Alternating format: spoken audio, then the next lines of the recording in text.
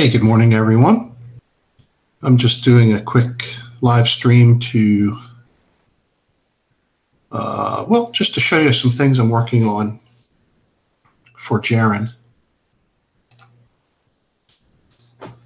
Let's see here.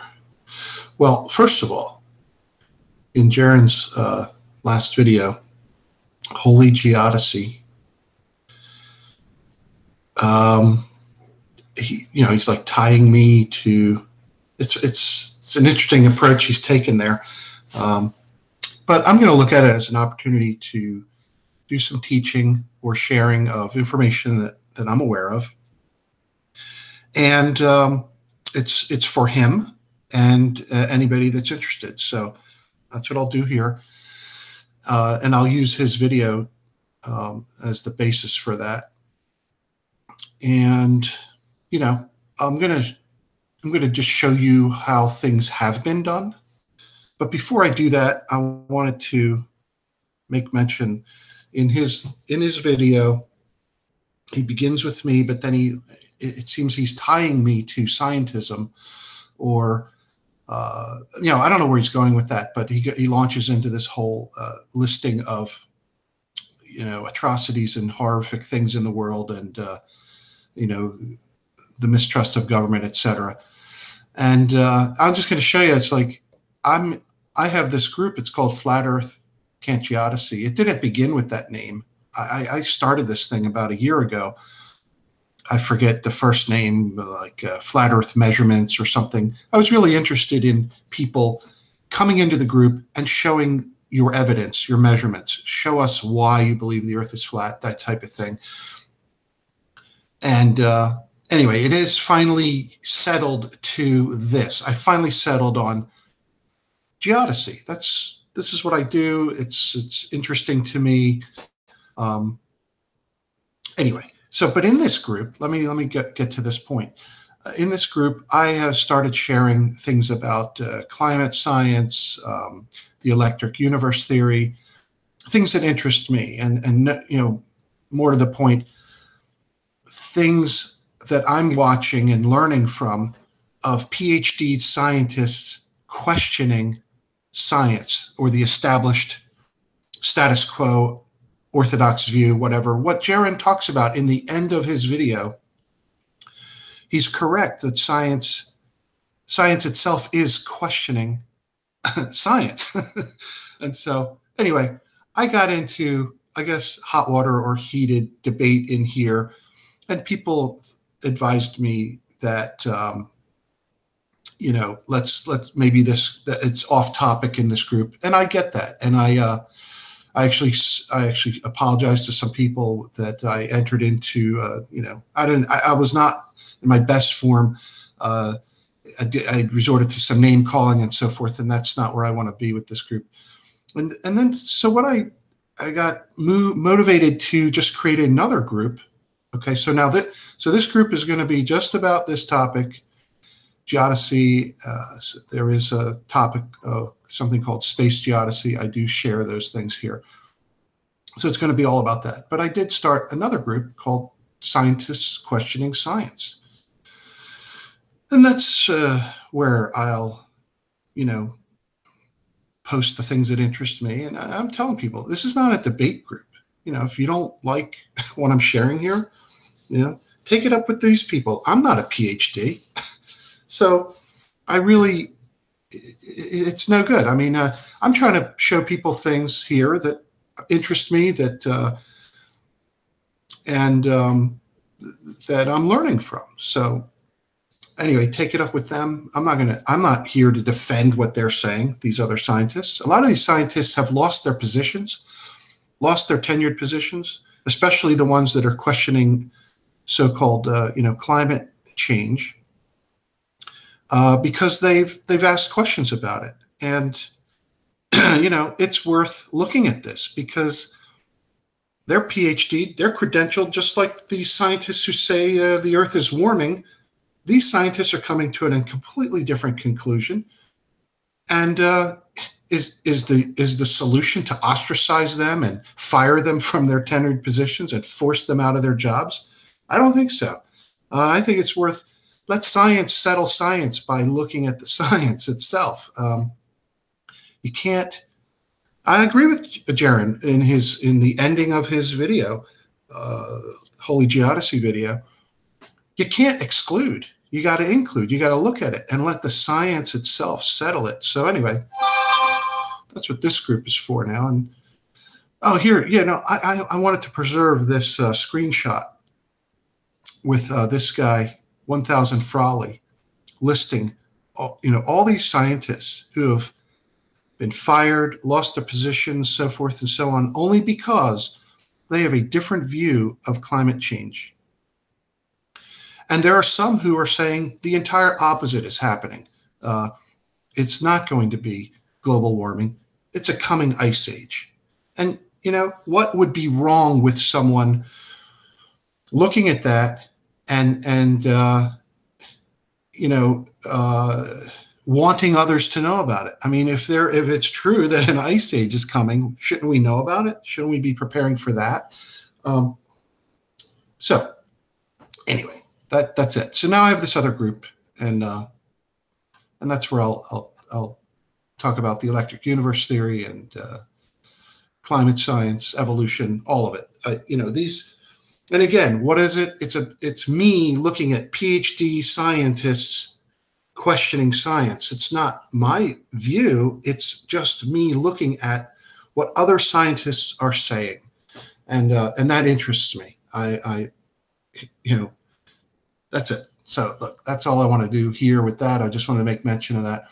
So Jeran, in that video, you can't tie me to scientism. I'm not a scientismist. Okay. I'll get rid of these and that. So let's go to your video again. This, hey man, are you getting money every time I click on this? I love this opening. Listen, that makes me laugh. All right. Now I want to jump to, let's take a look at the raw measurement. Yeah. And if he went from let's 7,300 feet.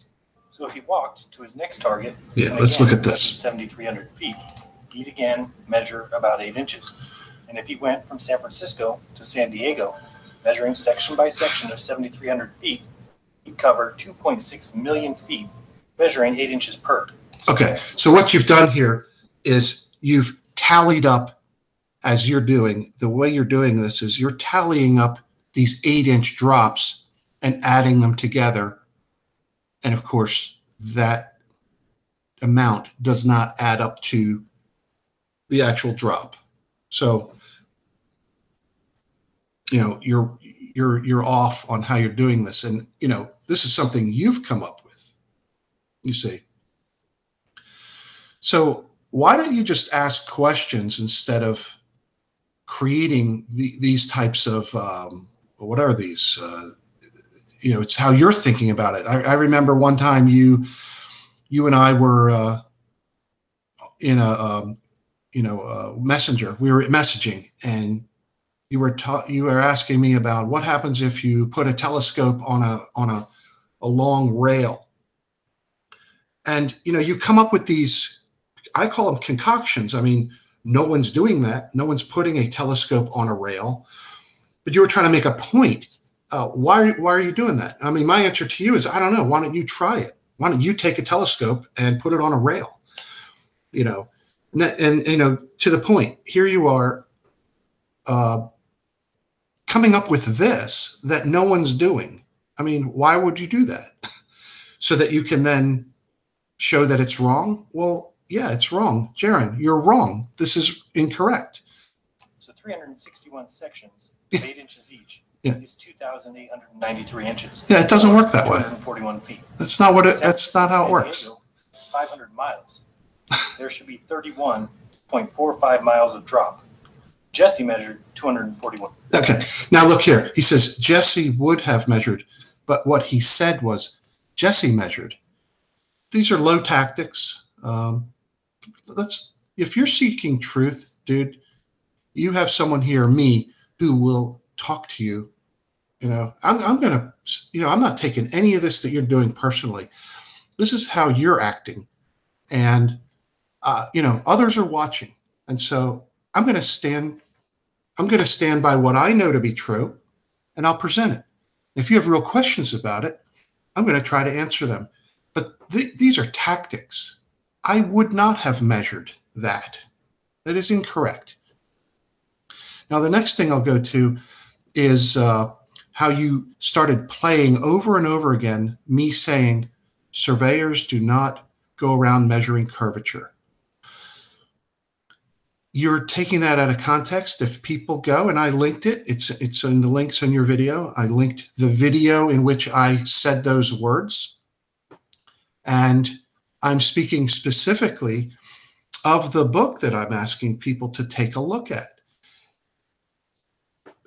This whole flat earth thing is all about the shape of the earth. So why wouldn't you look at a book that is a nice summary of the history of the determination of the figure of the earth through arc measurements? In other words, if you disagree with that, you should at least look at it to see, well, what are they saying? How did they come up with the figure of the earth? What did they do?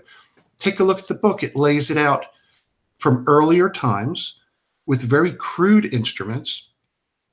And as time went on, the instruments become more precise, more refined, more capable.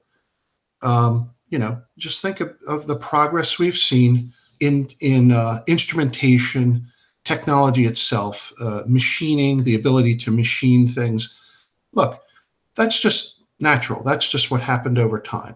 And the same thing happened with surveying, just like any other field, going from carts with wooden wheels to cars with steel wheels and engines, whatever. You could look at anything and look at the progress being made over time. And surveying is no different. The instrumentation was very crude early on, and it became more refined over time, which then led to better quality measurements. So take a look at the book. And all I was talking about when I said surveyors do not go around measuring curvature, if you listen to me in that video that you took that from, I'm saying we don't go and do what's in this book anymore. We don't, if you've got to go stake out a road, you don't go there and do a huge investigation to find out if the earth is curved in that area. No, it's already understood. Now, what you did then is you made a huge leap to say that I'm saying we can't question science. And I think I made the point just now, looking at the Facebook group that I've started, that isn't me. In fact, you should be questioning these things. And you should. Why don't you? Why don't you go ahead and, in this Holy Geodesy video, you completely ignored all my other videos telling people to go do this. Go get an auto level and set it up and look through it. Go get get the Theodolite app on your iPhone or the Dioptra app on your Samsung Droid phone.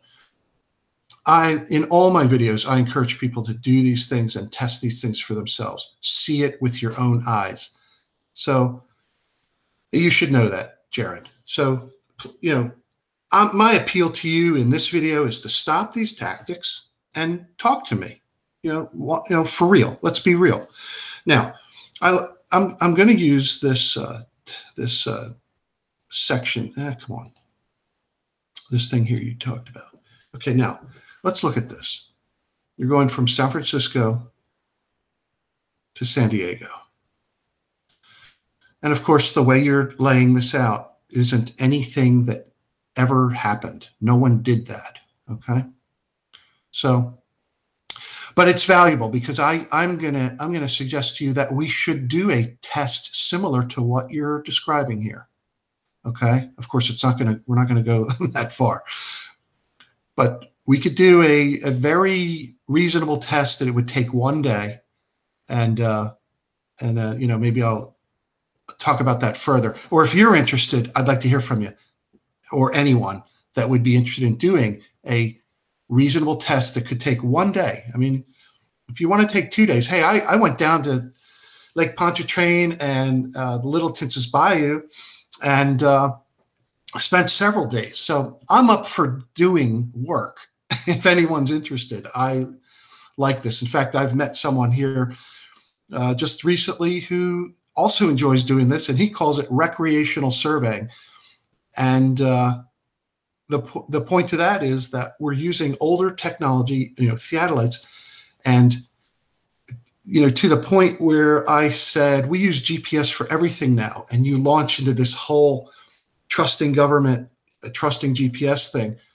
Look, you're taking me out of context again.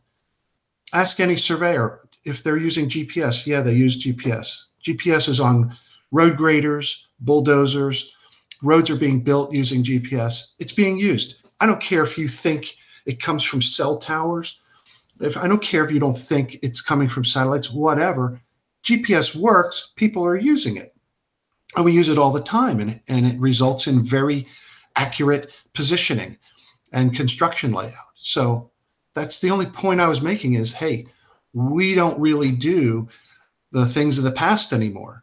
And everything's done with GPS. It's very easy and everyone uses it. You want to personalize that to me?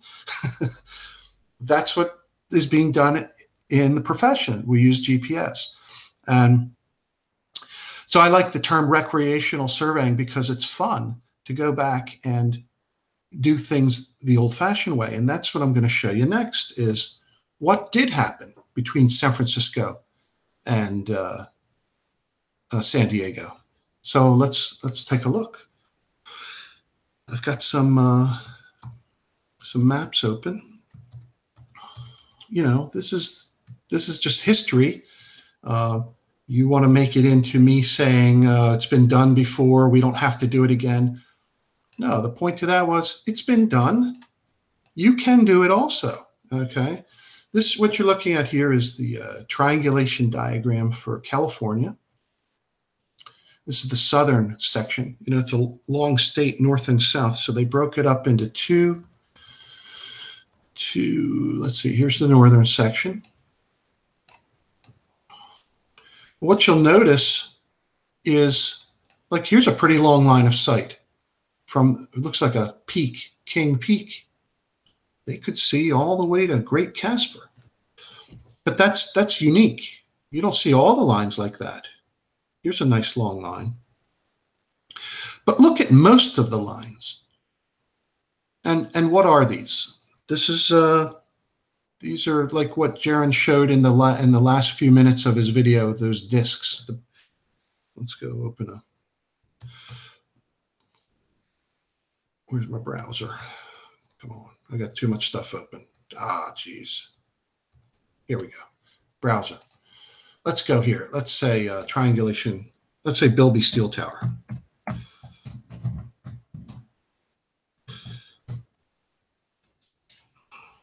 See some images.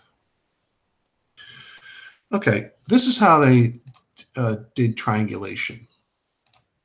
They erected these very tall towers, an outer tower and an inner tower.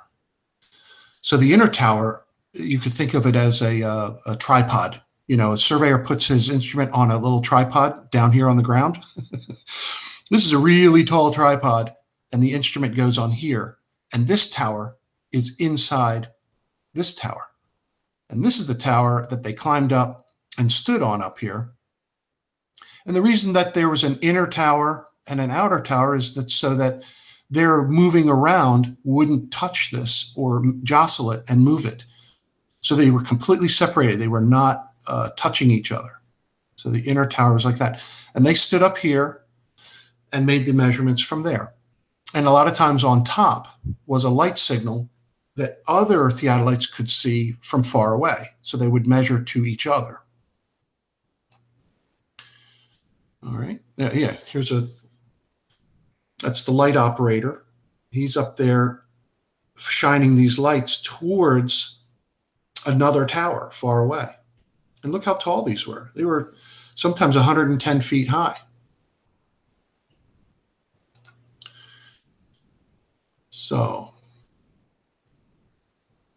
all right. And these are the survey discs that were set underneath of these towers. Here they are. Here he is putting the, where is it?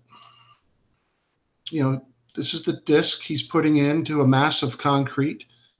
And this is an instrument to align over top of that inner tower all the way up to the top to get the instrument set up right over top of that point.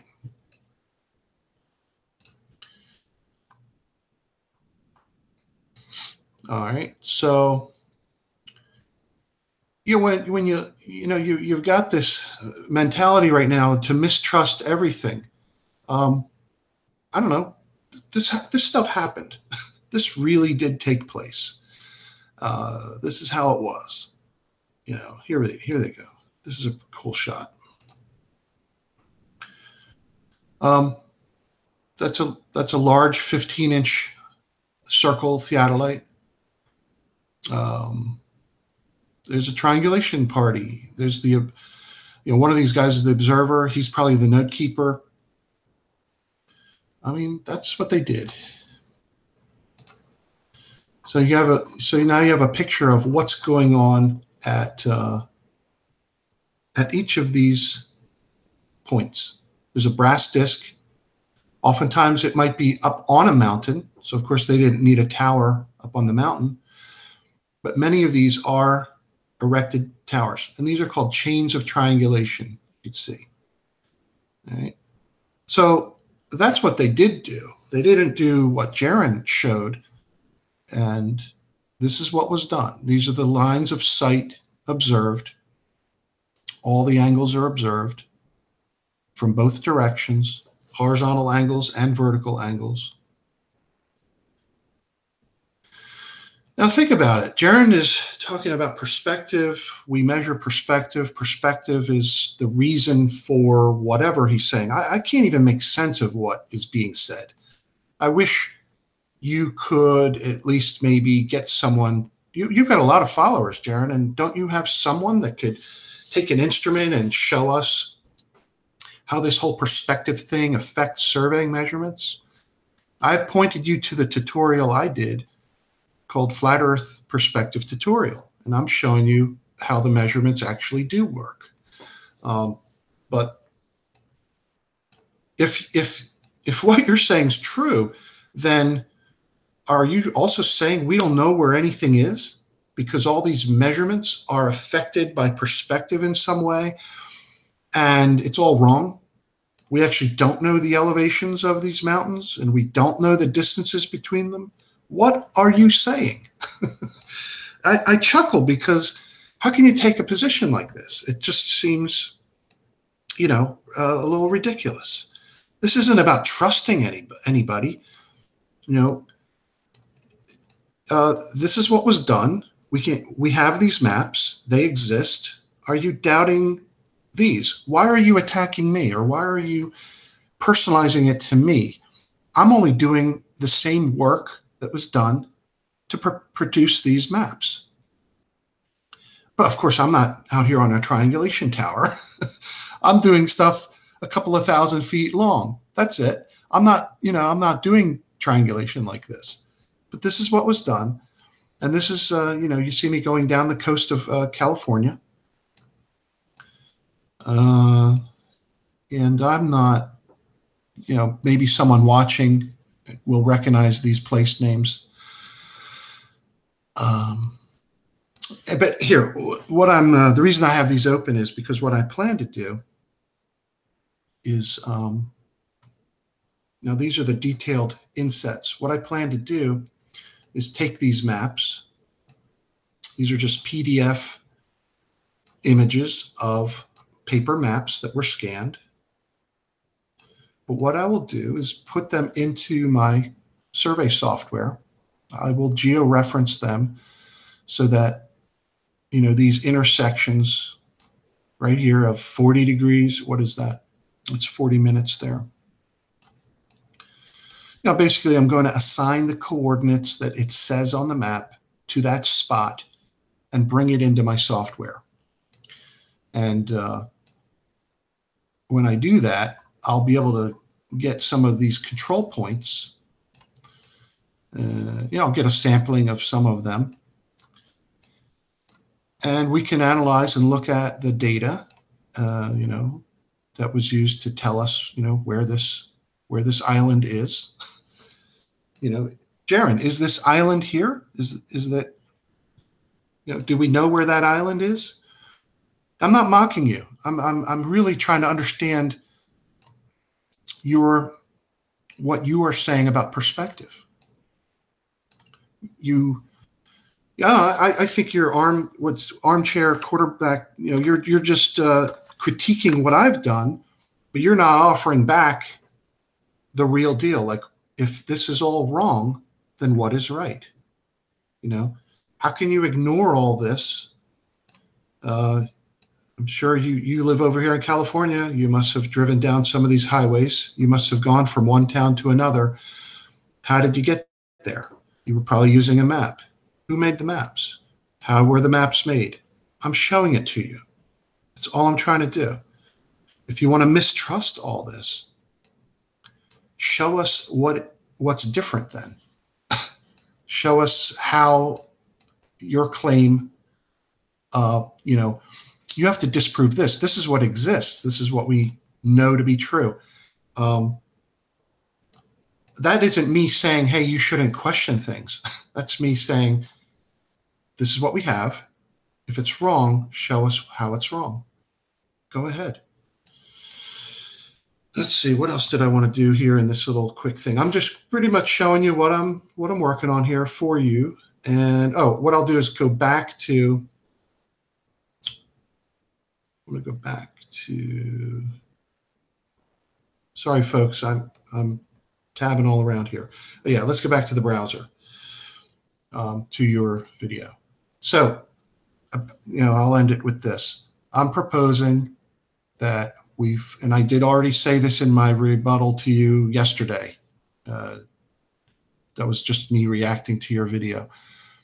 I'm being sincere here with you. If you want to test this stuff out, let's do it. And if anybody's interested, I say, let's do tests that are limited in distance, either 500 feet or 1,000 feet. Everyone can stand there and look and say, okay, I see the target there. Yeah, it does look smaller. You walk over to the target, it's the same size. So this whole thing about perspective can't be the reason, okay? And all you have to do is look at my flat earth perspective tutorial video. Look at that, and you'll see. Why don't I just show you that? Okay.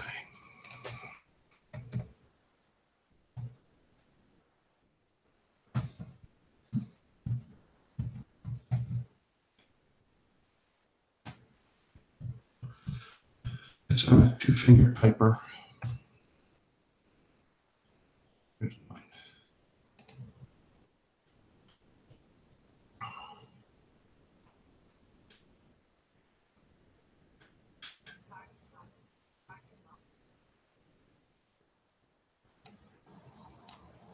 Observation stored. Target locked. So I normally use a theodolite that is not electronic for this flat Earth demonstration type work that I do. But here I'm showing you an instrument that is used daily, all the time. It's a robotic total station. It sights and you don't even look through it anymore, hardly. So,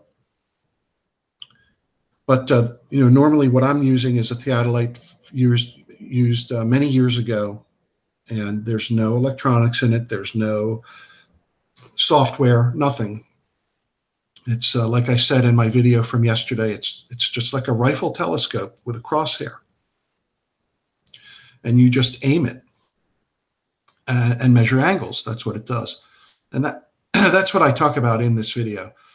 The video is 25 minutes long. I think it's worth your while to go through it.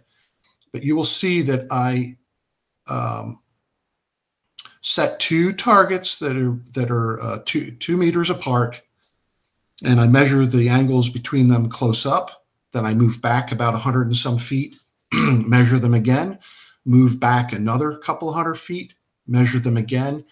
And obviously, the targets are appearing to be smaller and smaller and smaller the farther away you go. The next thing I'm going to do with this, with the data from this video, here you can see, things are getting smaller the farther away you go. Here I am about 50 or so feet away.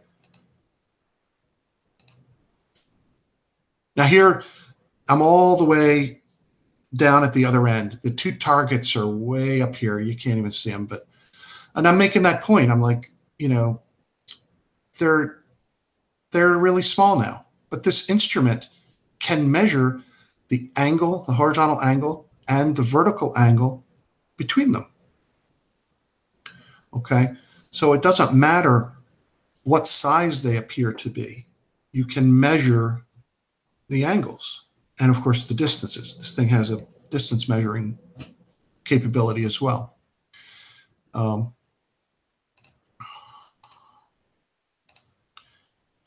then I go on and show you the end result. Here you can see in Google Earth, I'm showing you these are the two targets right here.